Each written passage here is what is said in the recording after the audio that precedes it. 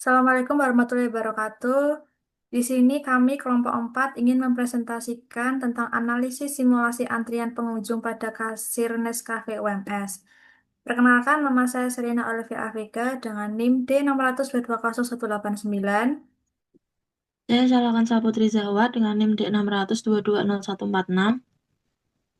Saya Nurunisa Abdillah dengan NIM D600220182. Saya Gina Aulia dengan NIM 201. Baik, dimulai dari teman saya Syahla untuk membacakan latar belakang dari presentasi kami. Latar belakangnya yaitu karena bot Nescafe UMS masih memakai sistem antrian manual yang tentunya kurang efisien karena pelanggan hanya mengandalkan suara petugas. Hal ini tentunya akan menyulitkan saat bot sedang ramai, rawan salah, dan sulit untuk dievaluasi. Maka perlu dilakukan analisis dan simulasi sistem. Next. Lalu tujuan dan ruang lingkupnya. Eh, Yang pertama, kita akan menganalisis sistem antrian manual yang diterapkan di bot Nescafe UMS, mengidentifikasi permasalahan yang muncul dalam proses pelayanan, melakukan simulasi skenario perbaikan menggunakan software AnyLogic, memberikan rekomendasi solusi guna meningkatkan efisiensi keamanan kelangganan layanan pelanggan. Lalu, ruang lingkupnya, penelitian ini meliputi seluruh alur pelayanan pelanggan di bot Nescafe UMS, mulai dari proses pemesanan, pemberian nomor antrian, pemanggilan pelanggan, hingga pengambilan pesanan. Fokusnya ada pada sistem antrian yang bersifat manual tanpa teknologi digital. Next. Nah, seperti dilihat pada gambar, ini merupakan flowchart dari alur logika dari proses antrian dan kedatangan hingga menerima pesanan. Yang sebelah kiri ada logic flow diagram, dan yang sebelah kanan ada proses flow diagram. Next. Lalu metode dan hasil observasi. Dilakukan observasi langsung selama kurang lebih 96 menit pada bot Nescafe UMS dan diperoleh data sejumlah 57 pelanggan, di mana menggunakan sistem FCFS, yaitu First Come First Service, dan data selanjutnya diolah dengan Excel dan distribusinya diuji dengan menggunakan software EasyFit. Lalu dilakukan simulasi dengan menggunakan software AnyLogic.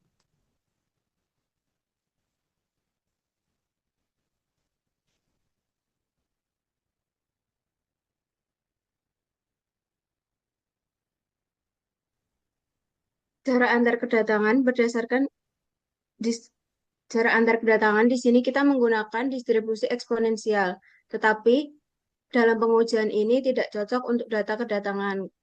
Uji statis menunjukkan distribusi gamma lebih sesuai. Next. Terus waktu tunggu antrian, di sini kita menggunakan distribusi Wellbut. Wellbut ini sangat cocok dilakukan untuk waktu tunggu. Hasil ujinya, hasil uji statis dan grafik histogram mendukung kesesuaian ini. Next. Waktu pelayanan, di sini kita menggunakan distribusi eksponensial, tetapi tidak sesuai data waktu pelayanan lebih cocok dimodelkan dengan distribusi logistik. Waktu dalam sistem ini menggunakan distribusi eksponensial. Eksponensial tidak cocok, maka kita menunjukkan waktu dalam sistem ini menggunakan distribusi atau model lain untuk menggambarkan kondisi lapangan. Untuk model simulasinya, simulasi dibuat di AnyLogic dengan pendekatan discrete event dan logika FCFS. Model menjalankan 3 skenario untuk mengukur efektivitas pelayanan. Kita mulai dari skenario 1 atau sering disebut dengan kondisi nyata. Pada skenario 1 ini, satu kasir melayani seluruh pelanggan. Waktu rata-rata dalam sistem 6,4 sampai 7,3 menit dengan utilitas kasir mencapai 94%. Terlihat sistem mulai kewalahan saat pengunjung ramai. Pada skenario kedua atau penambahan kasir, dengan tambahan kasir waktu pelayanan sedikit membaik dan utilitas kasir merata hingga 98%. Namun penurunan waktu tunggu tidak signifikan sehingga kurang efisien dari segi biaya. Untuk skenario 3 atau penambahan jalur antrian, penambahan jalur khusus pengambilan pesanan menghasilkan waktu pelayanan tercepat. Utilitas tertinggi pada skenario 3 ini adalah 99% dan alur lebih tertata, efektif tanpa penambahan SDM.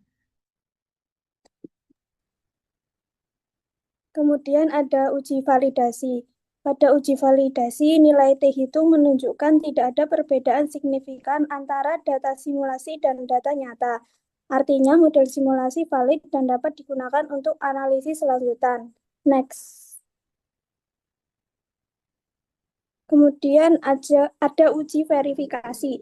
Dari perbandingan skenario 3 paling efisien. Waktu dalam sistem terpendek dan utilitas tertinggi. Cocok diterapkan saat jumlah pelanggan meningkat.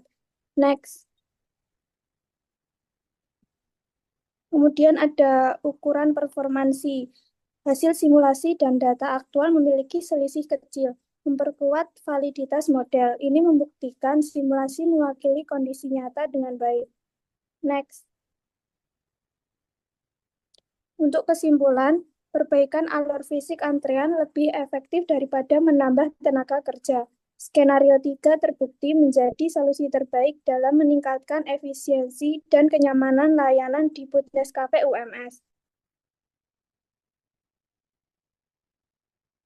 Sekian presentasi dari kami, kurang lebihnya mohon maaf. Wassalamualaikum warahmatullahi wabarakatuh.